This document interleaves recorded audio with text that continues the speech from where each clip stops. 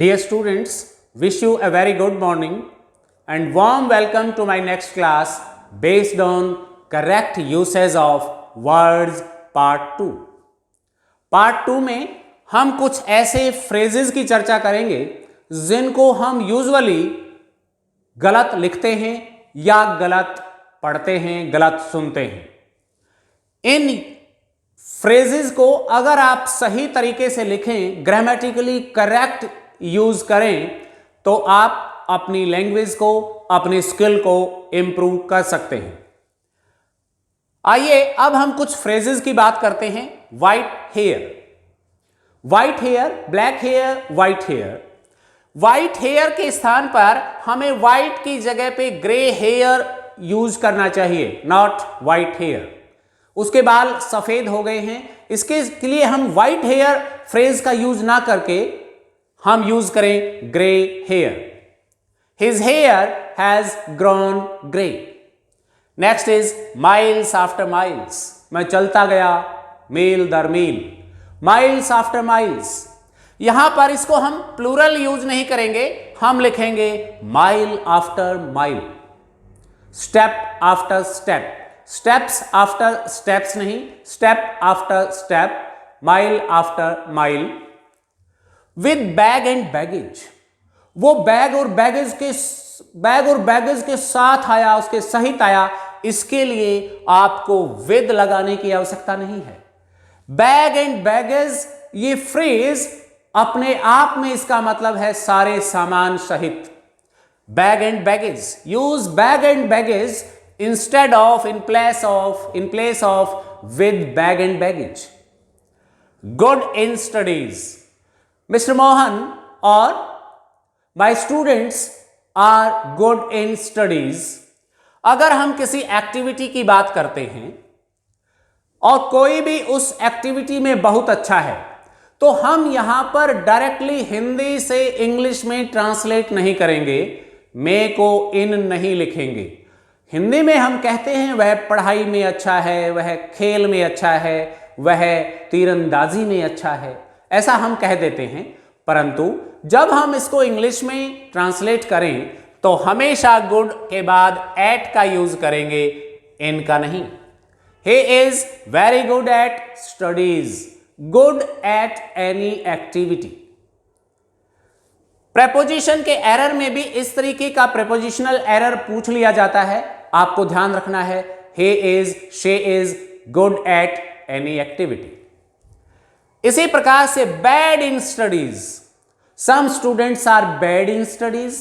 in activity से पहले हम चाहे गुड हो चाहे इसका ऑपोजिट बैड हो, हम इन का यूज नहीं करेंगे. we shall use at.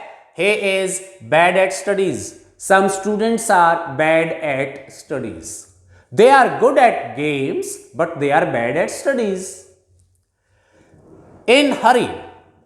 मैं अब नहीं रुक सकता. I am in hurry. No, say I am in a hurry. Not in hurry. I am in a hurry. मैं जल्दी में हूं. Aim to do good. He aims to do good. उसकी लाइफ का एम है, वो हमेशा एम रखता है अच्छे कार्य करने का. He aims at doing good. This is the correct usage of this phrase, aim at doing something. Aim at doing something. Aim to do नहीं लिखेंगे. This is the incorrect usage of this phrase. Next is desirous to go. I am desirous to go to the USA. यहां पर हम desirous to go नहीं कहेंगे, fixed preposition का use होता है डिजायरस ऑफ, और इसके बाद हम गोइंग V1 ing का यूज करेंगे. I am desirous of going to the USA. इसी प्रकार से कुछ और फ्रेजेस हैं. Passion to read. Students have a great passion to read, not to read. Passion for reading, passion for something. Always use we have having passion for something, not to something. To यहां incorrect usage है. Use for and V1 ing. I have passion for riding. He has passion for he has a passion for driving, for cycling, for swimming, like this. Next is succeed to win. Succeed to win नहीं, succeed in winning. We shall use succeed in winning. At last, Indian team succeeded in winning. वो जीतने में कामयाब हुई. Refrain to go. Refrain के साथ fix preposition from का use करते हैं followed by V1 ing. Refrain from going. He kept himself refrain from going there. Refrain from going, refrain from something. इस प्रकार से हम यूज कर सकते हैं having passion for, succeed in winning, refrain from something. Next is build a home. What are you doing nowadays? I am building my home nowadays. This is wrong because there is a difference between house and home. House is a building made up of bricks, cement, stone and iron. This is a building, but home where we live in and where there is love all around among the members of family.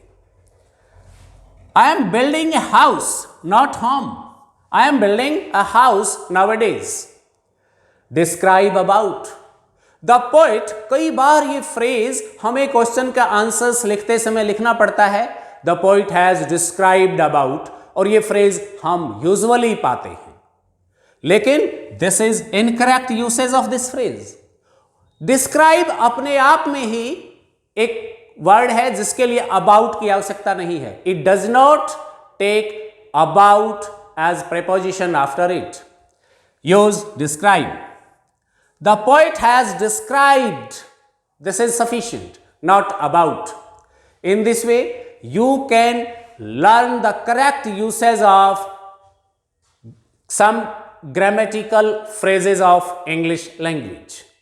Dear students, आइए अब हम कुछ और words and phrases को discuss करें जिनको हम frequently incorrect use करते हैं.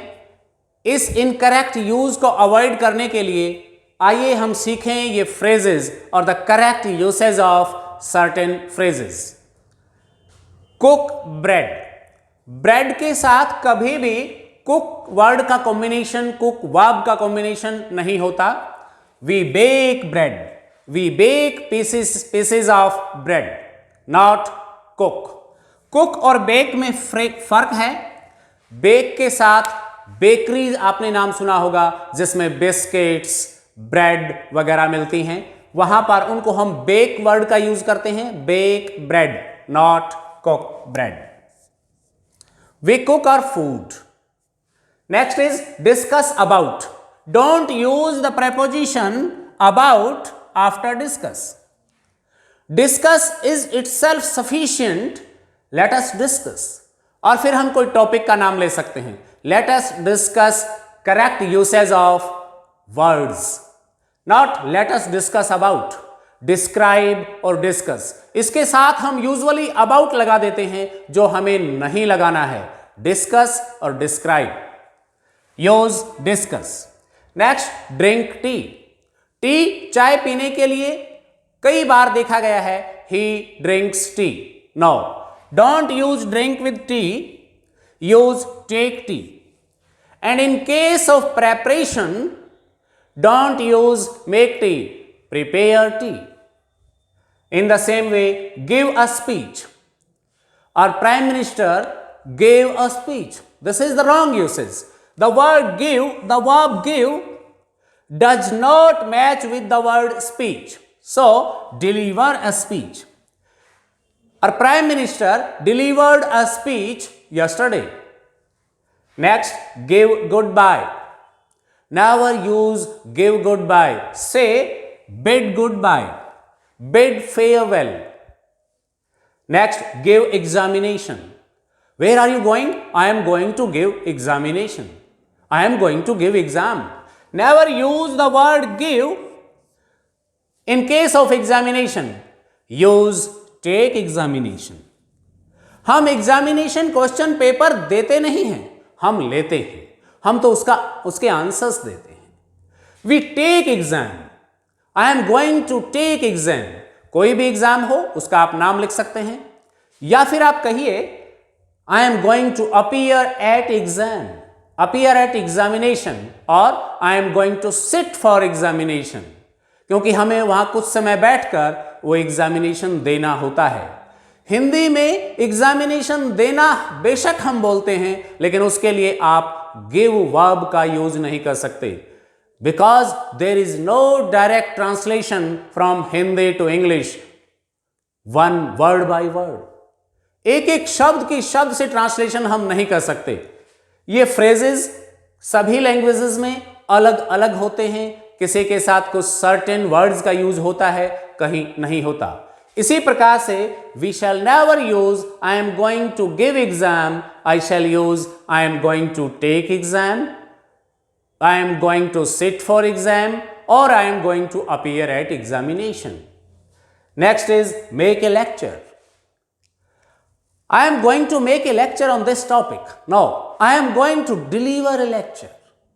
हम लेक्चर और स्पीच डिलीवर करते हैं, मेक नहीं करते। So don't use make a lecture, use deliver a lecture. अभी कल ही मैंने किसी को कहते सुना, the result has come. Result has come, result ऐसे आता नहीं है चलकर। The result has been declared, उसके लिए हम डिक्लेयर वर्ड का यूज करेंगे। Next is give order. कभी भी एक सिंगल ऑर्डर नहीं होता, give orders, not order, use orders. This is the correct usage of phrase give orders. और हम कह सकते हैं ही ऑर्डर्ड, अगर हम नाउन के रूप में यूज कर रहे हैं, give orders. Next is open the not. यहां पर ये गिव और गिव ये कोई बात नहीं है, गिव ऑर्डर, गिव ऑर्डर्स, केवल आपको ऑर्डर को प्लूरल में यूज करना है, ऑर्डर्स।